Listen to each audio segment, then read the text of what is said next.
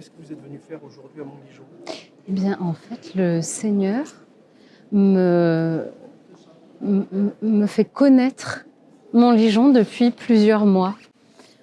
Alors, je dis le Seigneur me fait connaître parce que c'est vrai que quand ça vient pas de soi, que des gens nous en parlent plusieurs fois, eh bien, on comprend qu'il y a quelque chose, une démarche qu'on doit entamer.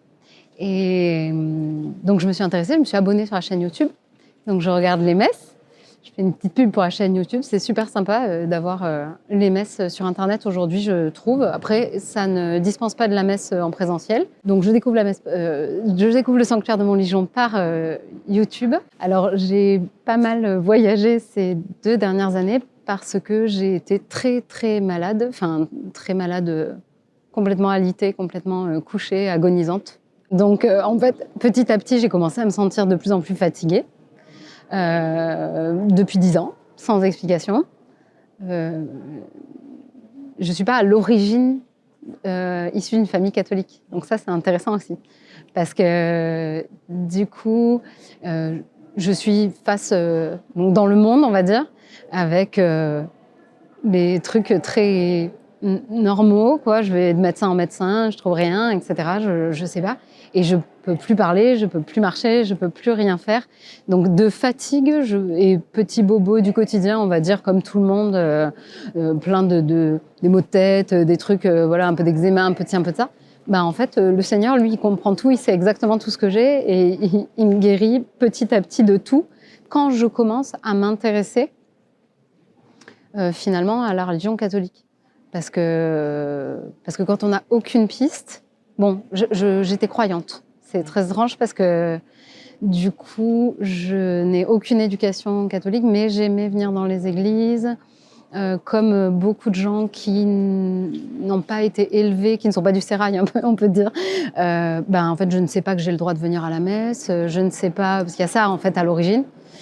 Et je commence à regarder la messe sur Internet parce que je crois que j'ai pas le droit d'y aller. Je souris parce que là, on part vraiment dans quelque chose de très personnel, mais où vraiment je ressens à l'intérieur de moi comme un message qui dit ils ne savent pas ce qu'ils font. Et moi, je ne sais pas à l'époque que ça vient du Christ, que ça vient de la Bible, parce qu'en fait, j'ai pas d'éducation catholique et donc je ne sais pas du tout de quoi il s'agit. Et je ne sais pas pourquoi j'entends ça et j'entends ça. En fait, on prie dans son cœur pour aller mieux parce que j'avais 40 ans. Je me disais, je vais pas rester couchée comme ça toute ma vie.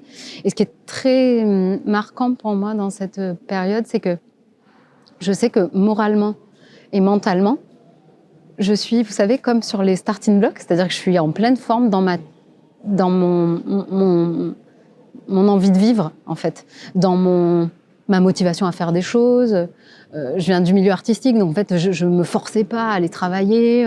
C'est pas quelque chose, voilà, c'est pas. Après, je travaillais peut-être trop, on peut dire. On m'a tout sorti, hein, le burn-out, tout ça. Enfin, ça a vraiment bon dos, quoi. Hein, mais en fait, je crois que c'est pas ça du tout. En réalité, c'est pas du tout ça.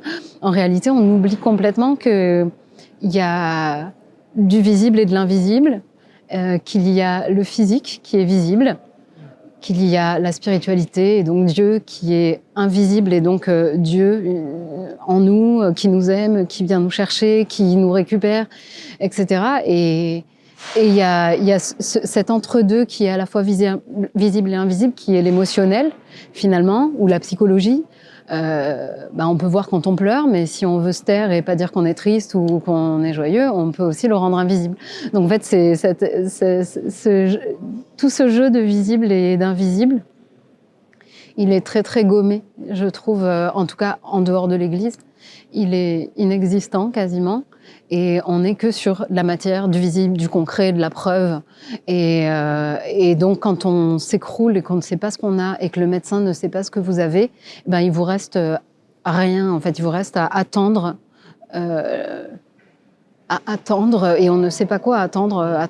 Quand on n'a pas Dieu et qu'on n'a pas la religion, en fait, on ne sait pas ce qu'on attend. On attend, on est là, on espère vraiment que les médecins vont trouver, en fait. Mais moi, donc rapidement, au bout de 1 an et demi d'examen, j'ai fait pendant 1 an et demi des examens, donc au moins 4 IRM, 4 scanners, hospitalisée pendant des jours et des jours, ponction lombaire, enfin bref, la batterie de tests quelque chose comme 25 prises de sang, cinquantaine de médecins. Enfin, je veux dire, à un moment donné, on est même fatigué. Et on fait aussi face à une arrogance un petit peu du sachant et de la médecine qui dit je sais tout. Et en fait, donc toujours dans mon lit, avec ce ressenti de ils ne savent pas ce qu'ils font. Donc là, oui, là peut-être on fait un peu le lien. Ils ne savent pas ce qu'ils font, et puis je ressens dans mon cœur que le message et la seule chose à faire, c'est l'humilité. Donc toujours pareil, je me dis tiens, c'est étrange de ressentir ça. Je suis complètement couchée. C'est vrai que quand on est couché, ben on n'a plus que l'humilité. Hein. On n'a plus que l'humilité. C'est un beau cadeau. En fait, c'est une belle grâce parce que c'est comme si le Seigneur il m'avait arrêté dans la course de faire ce qu'on m'a toujours appris. C'est-à-dire, tu n'es pas élevé dans la religion, tu n'as pas tout l'à côté. Ta seule preuve d'existence et ton seul devoir même, et même en tant que femme du coup aujourd'hui, puisqu'il n'y a plus vraiment de différence, sauf dans l'Église catholique, on gomme un peu les différences hommes-femmes en fait, finalement. Moi je le déplore, même si à l'époque je ne le voyais pas aussi nettement. Aujourd'hui je le déplore parce que on me demandait avec exigence d'être efficace, de travailler, de faire la preuve par le travail. Et en gros, on ne devient plus une femme ou un homme, on devient juste reconnu, on court après la reconnaissance de ses propres parents ou des choses comme ça, même si on ne le veut pas. Parce que personnellement, c'était pas du tout un objectif de vie que d'être reconnu par ma famille, par exemple. C'était pas mes préoccupations. Ma préoccupation, c'était la littérature, l'artistique, enfin voilà, des choses comme ça. Mais c'était pas du tout ma préoccupation. Donc, c'est comme si les objectifs étaient pas du tout ajustés, peut-être, pour moi en tout cas, à qui je suis au fond. Et que le Seigneur avait... Mais c'est vrai que c'est étrange parce que je sais pas comment ça se passe dans les familles vraiment catholiques, mais moi, chez moi, en tout cas, on parlait pas vraiment de ce qu'on pouvait faire comme travail. En fait, on devine. C'est comme s'il n'y avait pas de guide. Il y a pas de... Celui qui m'enseigne le plus aujourd'hui, c'est Jésus, en fait. Mais d'ailleurs, la rencontre avec Jésus, on fait une petite parenthèse là-dessus quand même. Ah ouais, la rencontre avec Jésus, c'est un truc... donc, je suis couchée. Vous êtes malade. Ah ouais, je suis... je l'aime déjà, donc j'aime déjà le Christ, puisque je vais régulièrement dans les églises. Je m'assois, je passe des heures parfois, alors voilà, parce que je sais pas trop que je suis autorisée, tout ça. Et puis, donc cette maladie, qui en fait... n'a pas de maladie, n'a pas de nom pour la médecine, je me retrouve donc à ressentir très fortement cette phrase ils ne savent pas ce qu'ils font, et qu'il y a une histoire d'humilité à avoir. Puis moi, voilà, je suis très loin de la foi, je ne sais pas du tout de quoi il s'agit, mais c'est pas grave. Je me sens complètement mourir, hein, je veux dire, il faut être très clair. Il y avait des soirs où je m'endormais, je me disais, je ne vais pas me réveiller. Puis toujours pareil, ici on a Montlégion, on a parlé du deuil tout le week-end. Et en fait, d'où je viens, on n'en a jamais parlé, en fait. Et du coup, je suis dans mon lit, puis c'est quand même un peu angoissant comme situation. Ça dure donc pendant 2 ans comme ça, dans mon lit, quasiment à pas bouger. Je finis donc par m'adresser à Dieu, mais en ne sachant pas le nommer vraiment, parce que en fait, je ne sais pas de quoi il s'agit. Et donc je dis pas forcément Dieu, je dis l'amour, la lumière, des choses comme ça, parce qu'en fait je ne sais pas de quoi, vraiment j'ai pas les mots du tout, quoi, je suis très loin. Et en même temps, dans mon cœur, j'ai toujours aimé Dieu ou Marie, enfin Jésus ou Marie, parce que vraiment j'étais toujours attirée quand je passais devant des églises et tout ça. Après c'est peut-être notre culture française, il y a des églises à tous les coins de rue, mais bon, on n'est pas tous attirés. Quand on est malade, quand on est très malade comme ça, on vous conseille des gens en fait pour vous aider, donc des thérapeutes. Et en fait, c'est très drôle parce qu'il devait y avoir vraiment la main du Christ qui était là, parce que tous les thérapeutes vers qui j'étais envoyée, donc qui n'étaient pas des médecins, mais qui étaient plus des thérapeutes. Alors voilà, qui faisaient. Moi, j'avais vu une personne qui faisait de l'acupuncture, une personne qui faisait de la biorésonance, etc. Mais tous me parlaient de Dieu en fait, et ils étaient tous croyants. Et alors aujourd'hui, c'est vrai que avec le recul, en allant à la messe tous les jours, j'ai vu qu'il y avait un texte, qui a été récemment d'ailleurs à la messe, qui dit « Ceux qui ne sont pas contre nous sont avec nous ». Et du coup, je me suis dit, tiens, c'est incroyable, parce que le Seigneur, comme il savait que j'avais aucune éducation catholique, que je n'aurais pas été capable, en fait, de m'adresser à l'Église, en fait, tout simplement parce que je ne savais rien de l'Église. Je savais même pas que Jésus guérissait, je savais même pas, enfin voilà, vraiment, comme beaucoup de gens, je pense, qui n'ont pas du tout eu d'éducation religieuse. Et en réalité, on va s'adresser à ce qui est autour de nous. Et je me suis retrouvée donc avec des gens qui étaient très croyants dans leur pratique. Et ceux qui ne sont pas contre nous sont avec nous. Et finalement, j'entends ça aujourd'hui en disant, mais le Christ, lui, il les connaît, les thérapeutes qu'il aime. Et en fait, il sait les gens qui soignent avec lui, finalement, et qui vont récupérer les gens comme moi, un peu, quelque part, j'imagine. Les gens qui ne savent pas qu'ils peuvent aller à l'église, quoi. Parce que oui, quand on le sait pas, quoi. Donc je me retrouve un jour dans le cabinet d'une thérapeute qui me dit mettez une neuvaine à Marie qui défait les nœuds. Je pense que si elle m'avait parlé en japonais, c'était la même chose. Je n'ai rien compris à ce qu'elle m'a dit, mais j'ai même pas compris la phrase en fait. Parce que quand on ne sait pas ce qu'est une neuvaine et qu'on ne sait pas ce qu'est Marie qui défait les nœuds, en fait ça fait un son, ça fait pas une phrase, quoi. Mais une neuvaine à Marie qui défait les nœuds, je pourrais vous dire voilà, une phrase dans une autre langue, ce serait pareil, vous voyez. Et du coup, je me retrouve à me dire, je suis en train d'agoniser, et elle me parle de mettre une bougie, quoi. Quand j'ai compris que c'était une bougie, je me suis dit, elle se fout de moi, quoi. Et du coup, je l'ai pas fait. Et là où le Seigneur est incroyable, c'est que j'étais dans mon lit en train d'agoniser, puis quand j'avais des relents d'énergie, je rêvais à me relever un jour et à pouvoir à nouveau parler, à pouvoir à nouveau manger, à pouvoir à nouveau marcher et faire des choses. Et je regarde Cultura, le site internet, sur mon téléphone. J'avais de la difficulté à voir, enfin, j'avais vraiment perdu toutes mes facultés, c'était impressionnant, j'agonisais complètement. Donc, si j'avais un petit relent d'énergie, des fois, je rêvais que ça allait passer un jour. Et donc, l'espérance, c'est incroyable. Et donc, j'étais sur Cultura, donc ça n'a aucun rapport avec la religion, soyons clairs. Alors, et là, je vois une neuvaine à Marie qui défait les nœuds sur Cultura. Et là, je me dis, c'est trop gros pour que ce soit anodin. Ça coûte 4 €, je vais le faire.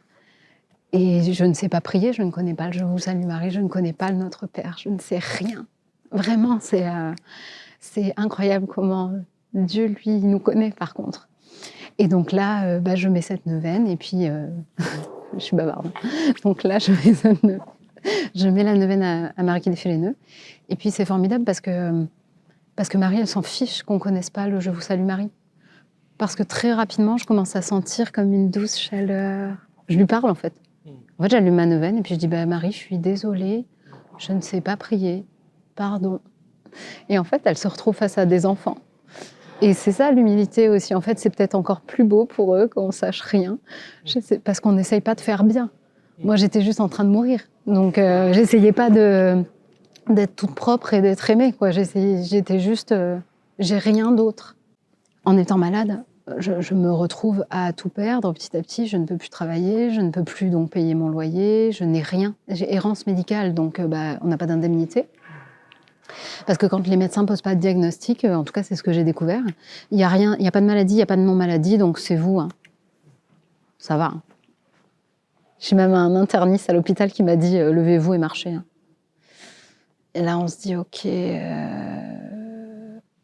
je peux pas en fait me lever et marcher. Même si toi sur ton papier et dans tes examens et tes machines, tu ne vois rien, il s'avère que j'aimerais beaucoup. Mais ça n'est pas possible physiquement, je ne peux pas tenir debout. Au bout de plusieurs mois et années de conversion, on va dire, avec donc multiples rencontres, de multiples déplacements, parce que j'apprends donc petit à petit à prier, donc à prier le chapelet, à prier, à me mettre en présence finalement de Dieu. Et je me retrouve à à comprendre un petit peu quand il veut nous montrer des choses. Donc là, par exemple, je n'arrête pas de voir le mot le sanctuaire de Montligeon. J'entends parler tout le temps du sanctuaire de Montligeon. J'avais entendu parler une fois de Montligeon, une personne comme ça qui avait dit « Oh là là, c'est une magnifique basilique, etc. On prie pour les défunts là-bas. » Et moi, j'avais donc un rapport à la mort qui était assez distant, assez... comme plein de gens qui n'en parlent jamais, à qui on n'en a jamais parlé, c'est-à-dire le plus tard possible, avec aucune conscience du Christ, de la résurrection, de l'amour que Dieu nous porte et du fait qu'en fait, il veut qu'on vienne vivre avec lui aussi. Et voilà, et c'est pour ça qu'il veut nous ressusciter, c'est pour rester avec nous. Et c'est parce qu'il nous aime. Il ne veut pas qu'on disparaisse. Il vient nous chercher, il vient nous récupérer, quoi. Et moi, c'est ce que j'ai vécu vraiment, de venir être récupérée. Et d'ailleurs, à ce propos-là, je fais une petite aparté encore avec un autre ange divin, donc l'archange Saint Gabriel. Un jour, je suis réveillée, c'est le petit matin, je suis réveillée soudain, c'est le petit matin, et je ressens, je comprends que l'archange Saint Gabriel vient un peu aussi près de moi, quoi. Et voilà, je commence à prendre conscience vraiment de la présence aussi des anges, des archanges autour de nous, du Christ, etc. Et le rapport à la mort, il est aussi, je pense, en ayant conscience qu'on n'est pas tout seul, qu'il y a aussi tout un monde invisible dont je parlais tout à l'heure, qu'il y a aussi tout ça. Et c'est vrai que quand on ne connaît pas du tout la religion catholique, pour nous, il n'y a que le concret, on ne sait pas en fait ce qu'il y a. Et Montligeon, j'entends parler tout le temps de Montligeon. Et je vois qu'il y a des pèlerinages du ciel, et je comprends qu'il faut venir au pèlerinage du ciel. Je le comprends en fait, tout ça. C'est comme si, vous savez, vous le savez comme une vérité, quoi.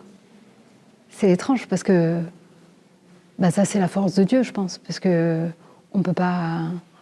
il m'envoie pas de SMS, vous voyez, il me dit pas il faut que tu viennes, j'y vais ce week-end, viens avec moi. Donc du coup, on le ressent dans son cœur, puisqu'il nous a créés, il sait exactement qui on est, il sait comment nous parler à chacun, en réalité. Donc moi, il sait que s'il met dans mon cœur regarde bien ce que je te montre quand c'est écrit, ou voilà, je sais pas, je sais pas dire comment je comprends que c'est lui. Mais je sais que c'est Dieu qui m'a poussée à venir le 17. Je ne savais pas pourquoi, mais bon, voilà, c'était quand même précis. Et c'était finalement aujourd'hui la fête de Notre-Dame de Libération. Donc c'est vraiment... Notre-Dame libératrice. Notre-Dame libératrice. Je suis arrivée le 15. Elle est arrivée le 15. Vous êtes arrivée pour la fête. Fais pas tout n'importe comment. Oui, c'est vraiment incroyable, quoi. Je suis arrivée le 15 au soir, ce qui fait que le 16, j'étais là toute la journée, pas de problème, quoi. Donc voilà. Donc bref, en gros, je comprends le message qu'il faut que je vienne, puis j'arrive ici, et en fait, comme tous les jours depuis que Dieu est dans mon cœur, je me laisse porter, et puis en me laissant porter, un peu comme Montligeon, j'entends promesse 50 fois, jusqu'à me retrouver avec une personne qui me parle de Marie, qui s'occupe de ça, Marie qui est ici, pas la Sainte Vierge Marie, qui s'occupe des groupes de prière, qui s'occupe donc de la promesse aujourd'hui. Et puis je me retrouve tout à l'heure j'étais vers l'accueil, et puis donc je me retrouve à côté de personnes qui parlent de ça, puis je me retrouve à côté de Don François Marie. Je lui ai dit qu'il a fait un short sur YouTube, et c'était justement à ce moment-là où je voyais tout le temps le nom sanctuaire de Montligeon partout. Et du coup, dans ma prière, parce que moi je prie beaucoup, vraiment beaucoup, d'où la promesse aussi. Et dans ma prière, je demande au Seigneur, je dis, mais j'arrête pas de voir le nom de ce sanctuaire.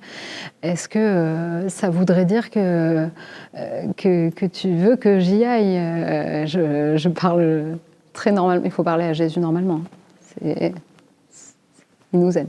Donc, donc du coup, je lui dis, mais est-ce que je pourrais avoir, je sais pas moi, une confirmation, parce que c'est quand même loin. Bah oui, j'ai quand même 8 heures de trajet, quoi, en voiture. Donc, je dis, bah, est-ce que je pourrais avoir une confirmation, parce que j'arrête pas de voir Sanctuaire de Montligeon de partout, quoi.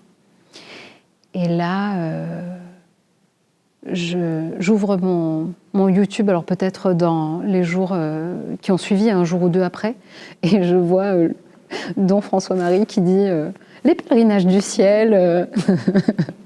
Et je dis, purée, c'est incroyable parce que j'arrête pas de voir ce truc, les pèlerinages du ciel.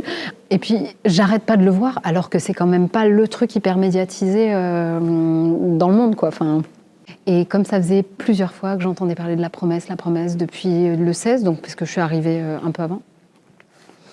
J'ai vu ça et c'est comme un mot qui clignote. Je sais pas si voilà, ça vous le fait vraiment. Vous voyez que, alors que le mot promesse, je le connais, je l'ai déjà entendu. Il m'a jamais fait cet effet, vous voyez. Donc c'est quand même très étrange.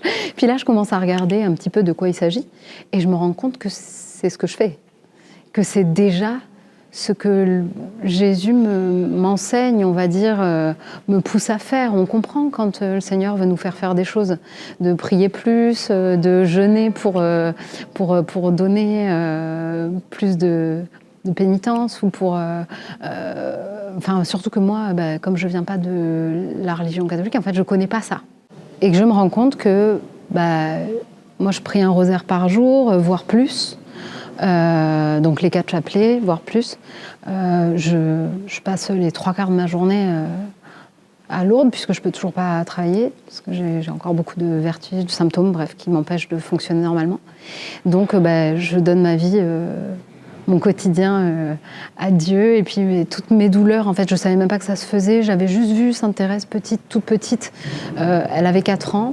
J'avais eu vent de cette anecdote. Elle avait 4 ans, elle avait soif et elle voulait se jeter sur l'eau. Et c'est sa sœur qui lui dit non, tu fais un petit sacrifice, tu donnes au Seigneur, tu bois pas tout de suite. Et du coup, elle avait dit d'accord. Donc, elle avait donné sa soif. La toute petite fille de 4 ans. Elle donnait sa soif au Seigneur, d'accord, je bois pas.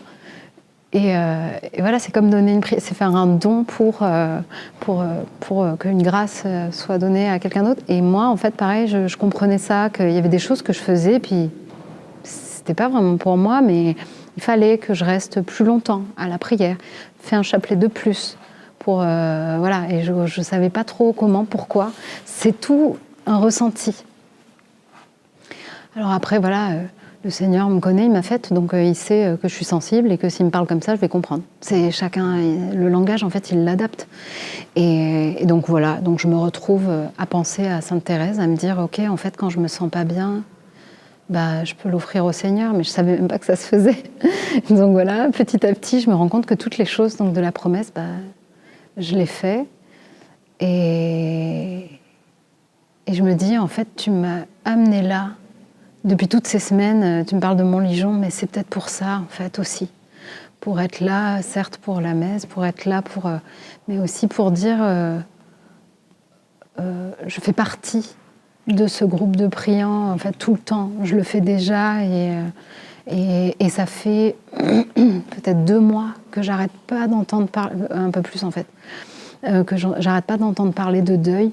Mais en fait, j'ai cru qu'il parlait de mort pour moi ou pour des proches. En fait, ça a commencé. Donc, dans mon grand voyage de 2 ans, j'ai atterri au Royaume-Uni pendant 3 mois. J'ai passé 3 mois au Royaume-Uni et sur mon retour, mon chemin de retour en France, je vais dans un magasin et puis pareil, bon, il sait que ça marche avec moi, donc voilà, je vois comme dans un magasin une carte, vous savez, de condoléances. Et puis je me dis, je ressens qu'il faut que j'achète cette carte, mais je me dis, oh là là, ça veut dire que quelqu'un va mourir ou parce que bon, je commençais un peu à m'habituer au genre de message de Dieu et comment il m'enseigne en fait la foi catholique. Je me dis, bah voilà, ou alors il m'enseigne doucement que je vais mourir, ou c'est vrai, j'étais malade, enfin après, voilà, on ne sait pas, et puis on ne sait pas quand on meurt. Et puis du coup, je me dis, bon, je vais prendre cette carte. Et là, ça a commencé, j'ai commencé à entendre parler tout le temps de deuil, j'arrêtais pas d'entendre parler de mort. Il y a des moments où c'était un peu angoissant, sauf que quand on connaît... j'allais dire, c'est pas équitable. C'est pas équitable. Ceux qui connaissent pas Jésus-Christ, franchement, c'est vraiment dur. C'est-à-dire moi avant. Et quand on le connaît, on a quand même beaucoup moins peur. Il chasse la peur. C'est Dieu, quoi. Donc en gros, quand on n'a pas Jésus-Christ et qu'on voit le mot mort, deuil partout, on s'inquiète.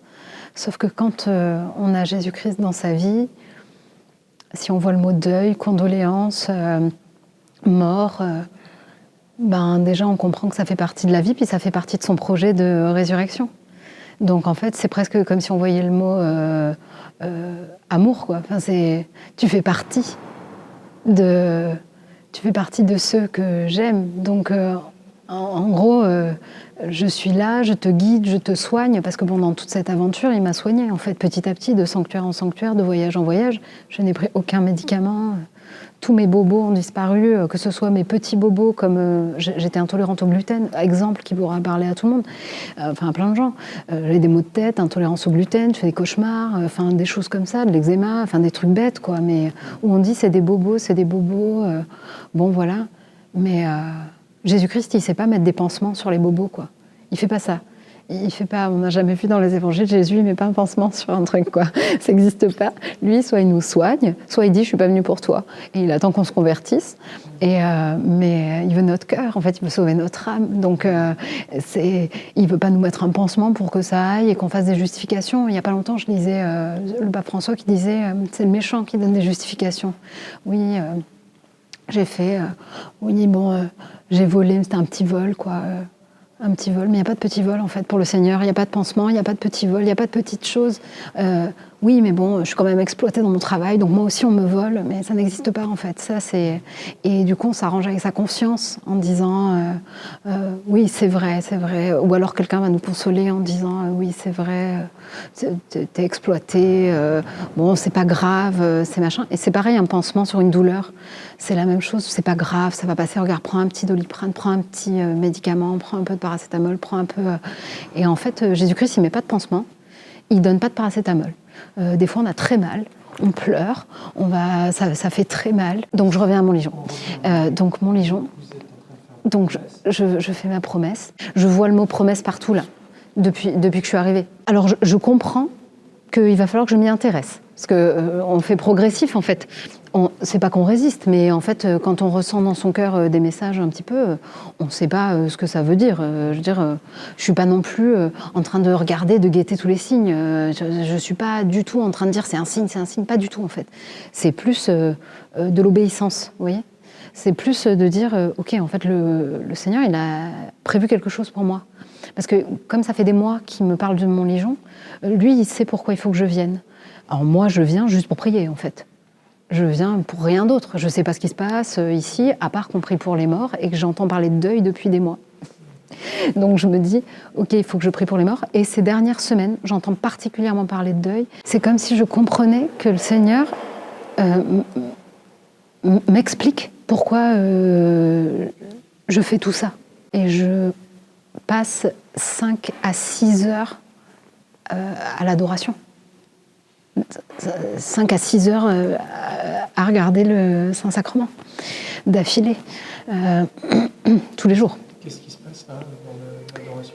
L'adoration, c'est vraiment un endroit où je ressens très fortement la présence de Jésus-Christ, mais vraiment.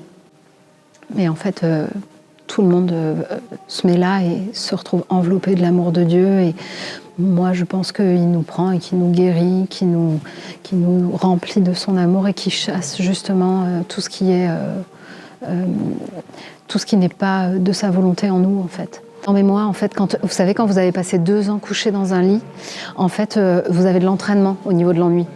Ouais, en fait, moi, il m'a prise par le début. C'est-à-dire qu'il a dit, OK, toi, t'es speed, tu vas à 10 000 à l'heure, tu fais 50 000 trucs, donc je vais te mettre au lit. D'abord, je vais te faire dormir tout ce que tu n'as pas dormi. Non, mais je dis ça en rigolant un peu avec le recul, parce qu'évidemment, il ne m'a pas envoyé le mode d'emploi par mail. Mais Vous étiez une grosse fêtarde pas du tout, je travaillais en fait, énormément. Ouais, je travaillais énormément. Donc moi, avec le recul, je me dis, je sais pas, j'ai quasiment passé 1 an à dormir, quoi. Donc 1 an et demi, ouais, je sais pas, je pouvais pas me lever avant 15 heures. Donc il y a un moment où on se dit, des fois je me dis ça. Avec le recul, je me dis, il m'a donné du temps de repos que j'ai jamais eu. Donc ça, c'est la préparation à l'adoration. C'est la préparation à la vie donnée à Dieu. Je sais pas, hein. Je sais pas encore. J'ai pas la fin de l'histoire. Hein, je suis encore là. Mais et puis de toute façon, il n'y a pas de fin puisqu'on a commencé notre éternité. Donc le truc, c'est que on est là. On est. Dieu fait très bien les choses par rapport à qui on est. Ce qui est dur, c'est pour nous de se laisser faire.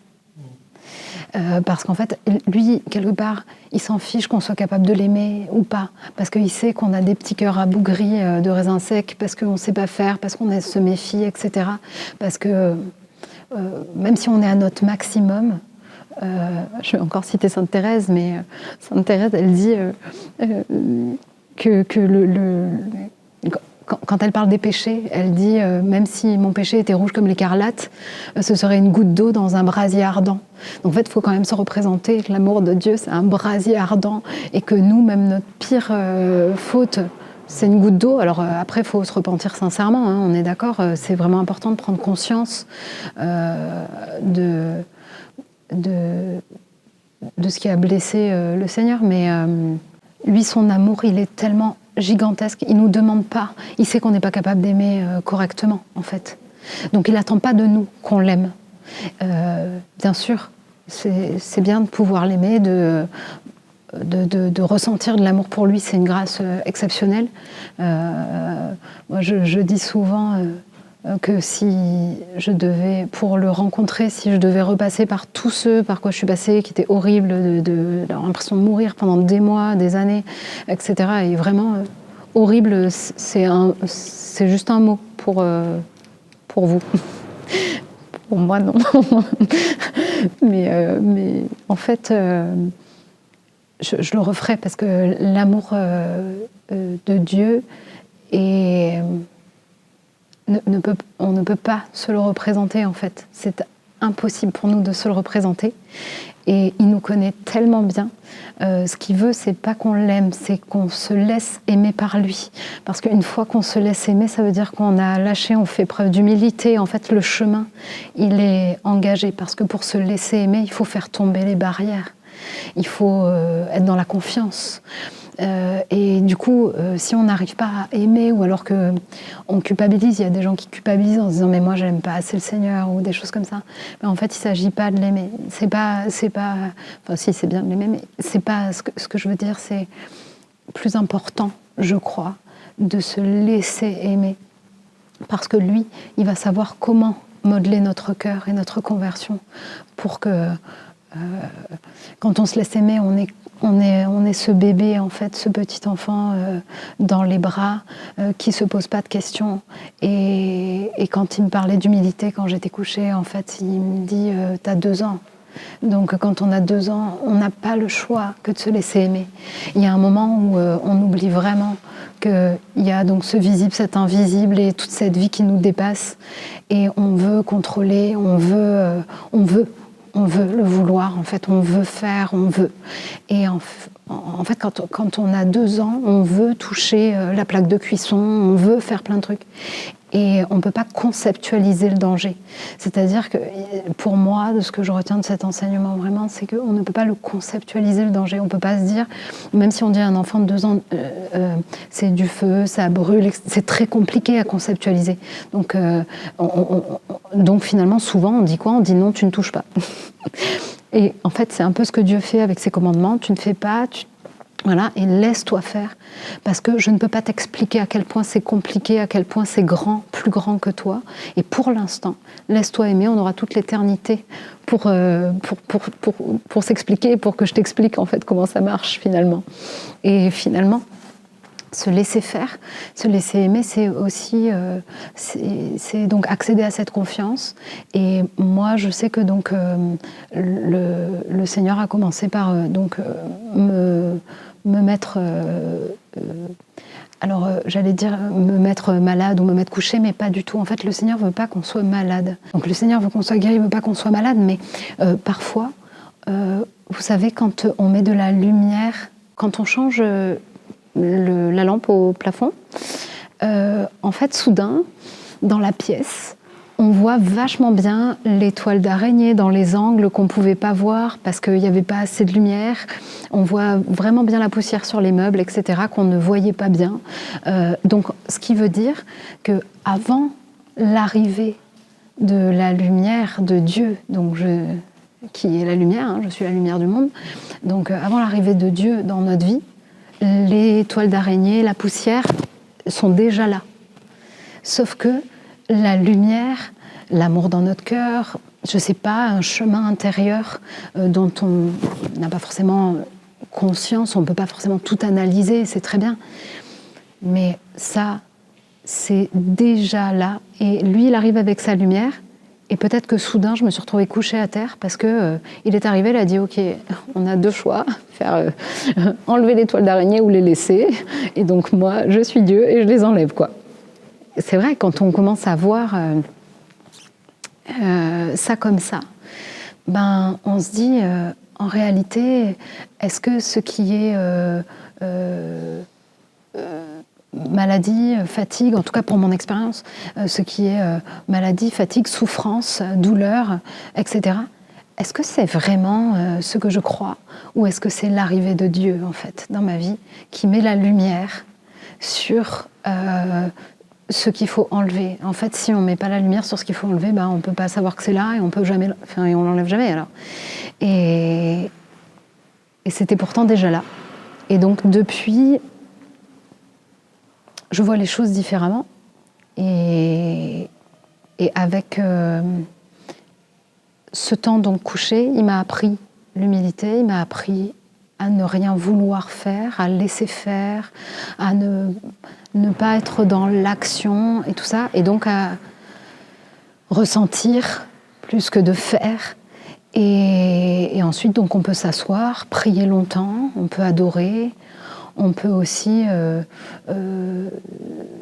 sentir quand on entre en panique ou en peur. Donc quand on parle de la mort, par exemple, bah tiens, ça peut me faire paniquer, ça peut... parce que je ne sais pas de quoi il s'agit et tout ça. Et puis en réalité, si on pense au fait que Dieu, c'est le chemin, la porte, la vie, il a tout dans sa main, il sait exactement comment faire avec moi, il a tout... Il a tout le mode d'emploi de moi mieux que moi-même et il sait qu'il faut me faire cette étape-là pour m'amener jusqu'à mon Lijon et me dire ok, aujourd'hui on parle de la mort et on parle de pourquoi en fait ça fait des mois et des mois que tu passes toutes tes journées à prier, etc. Et donc ça fait sens quand j'arrive à la promesse et que j'entends ces gens qui disent que pour les âmes du purgatoire, pour les défunts, il faut donner notre temps, notre prière. Les âmes du purgatoire, les défunts. En fait, ces dernières années, j'ai perdu pas mal de personnes de ma famille. Alors, j'ai perdu un cousin que j'aimais profondément, qui avait une quarantaine d'années, qui est mort subitement voilà, il est rentré dans la salle de bain et jamais ressorti, quoi. Enfin, si, mais pas debout, quoi. J'ai perdu mon parrain, j'ai perdu ma marraine, j'ai perdu... ça s'est vraiment enchaîné. J'ai perdu ma grand-mère, j'ai perdu mon grand-oncle, j'ai perdu... Enfin, voilà, et ça s'est vraiment, vraiment beaucoup enchaîné. Mais je crois que ces dernières années, il y a eu beaucoup de personnes aussi avec le Covid et tout. Enfin, je sais pas, il y a eu quand même beaucoup de décès.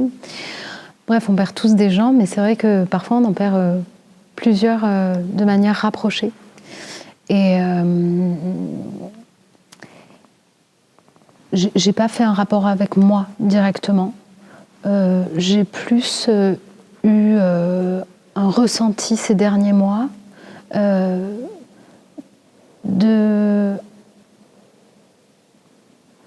comme s'ils étaient présents. Je sais pas comment dire parce que c'est comme s'ils étaient présents et qu'ils demandaient de l'aide en fait.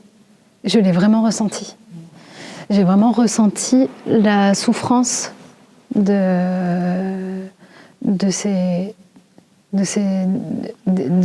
certaines de ces personnes. C'est très étrange parce que quand je pensais à ma grand-mère, je voyais comme une très belle douceur. Bon, ma grand-mère était un exemple d'humilité, d'amour, de calme, enfin de bonté exceptionnelle. Et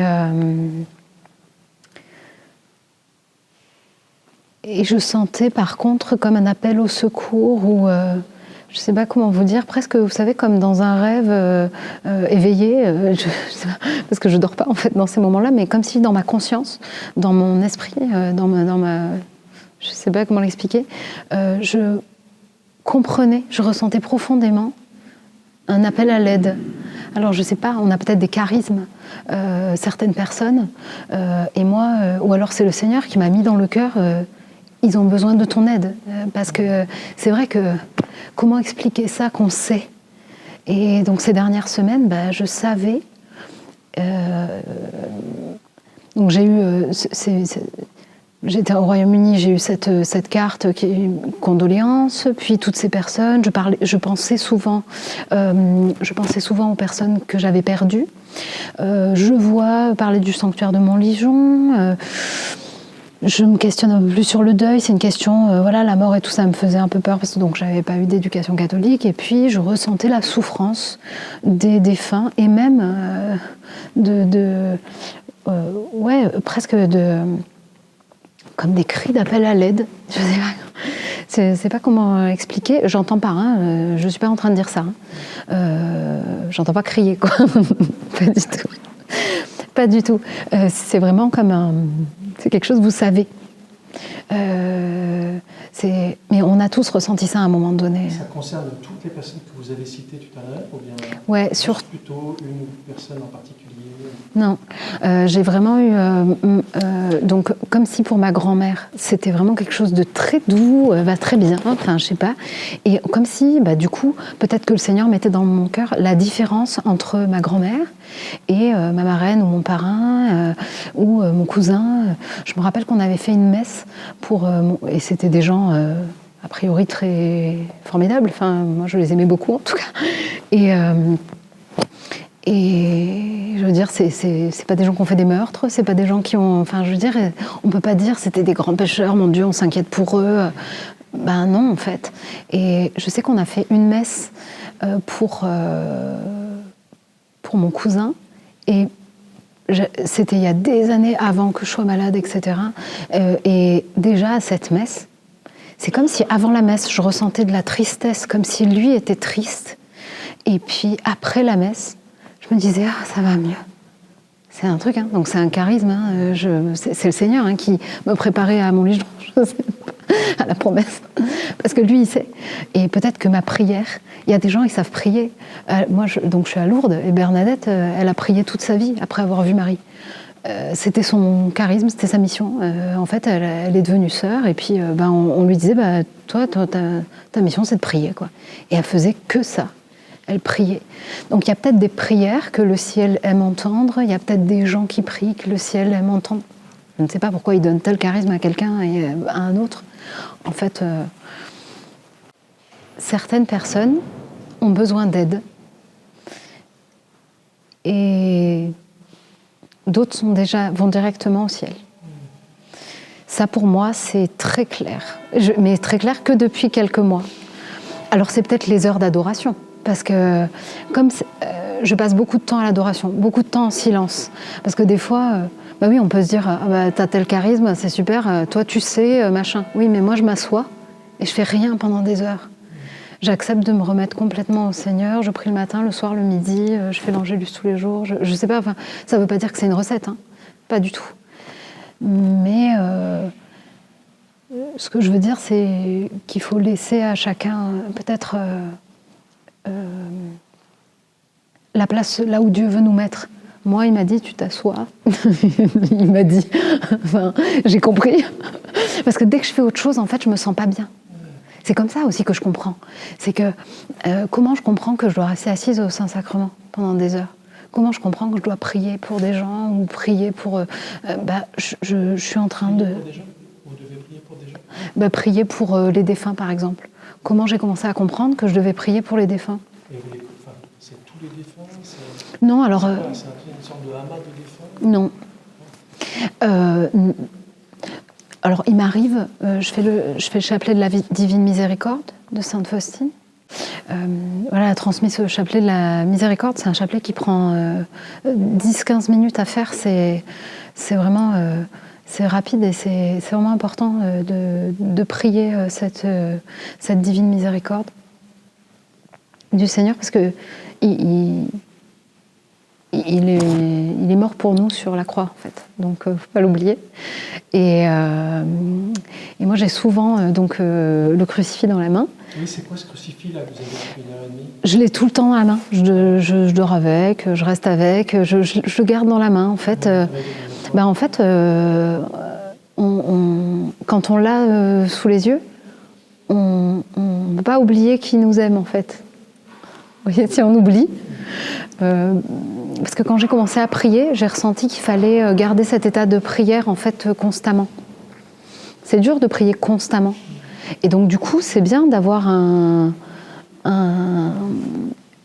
rappel. Pourquoi on prie pour qui? On prie constamment. Et on prie pour celui qui nous aime le plus et qui nous aime mieux que nous, qui nous apprend tout, qui sait pourquoi on est là, en fait. Et du coup,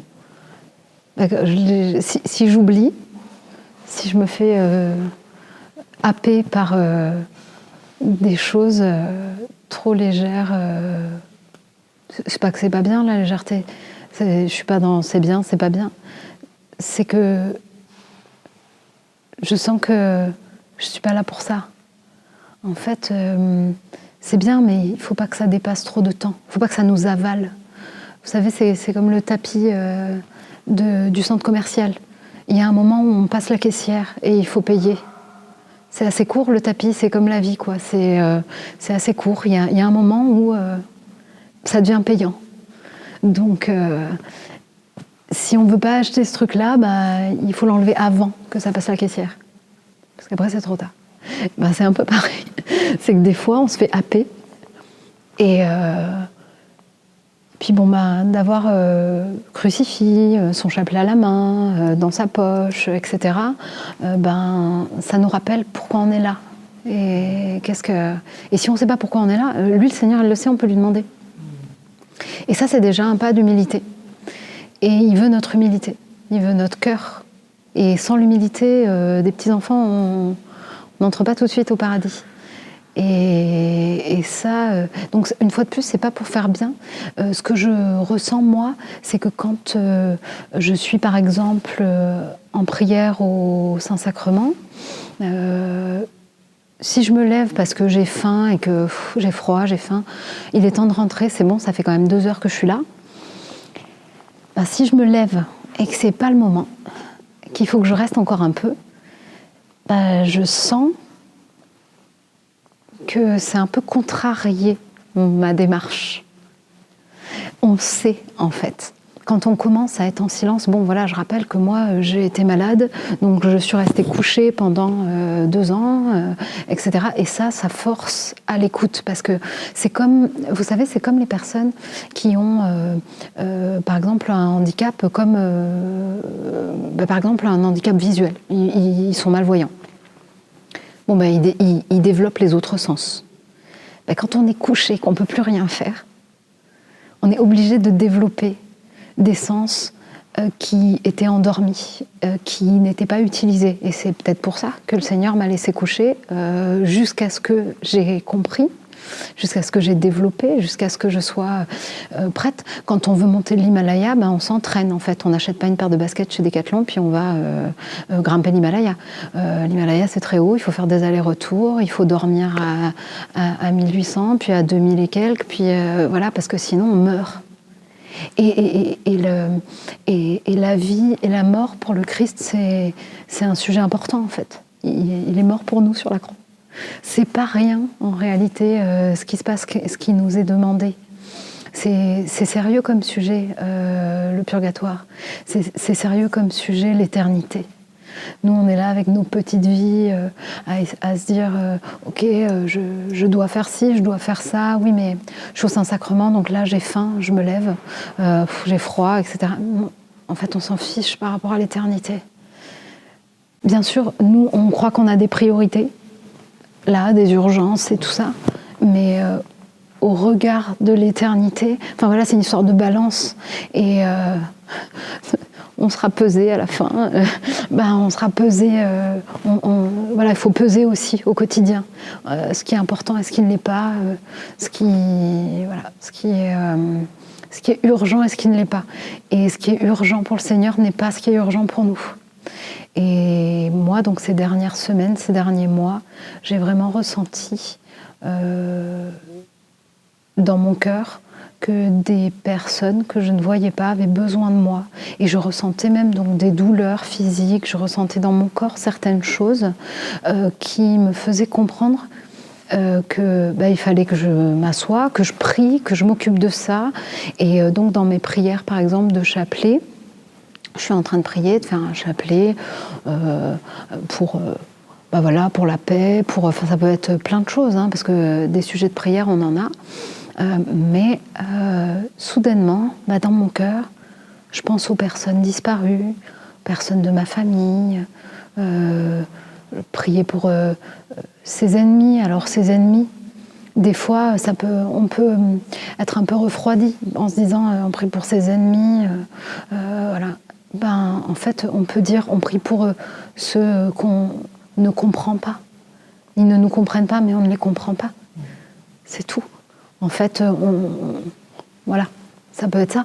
Et